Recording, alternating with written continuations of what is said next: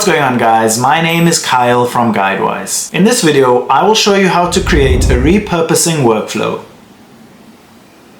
If this guide helps, please consider liking and subscribing so others can see it too. When you create a repurposing workflow, it posts content from one platform to another. In repurpose.io, go to the left corner and select Create Workflow. You then want to choose the platform that your content will be posted from. So we will select Instagram, select your account, and then choose the type of content, Reels or Stories. You then want to choose where it will be posted to. So I have selected YouTube Shorts, and then you can choose the playlist. Once you have completed all this information, select Create Workflow. And just like that, you have created your automation. If this video helped, don't forget to like and subscribe.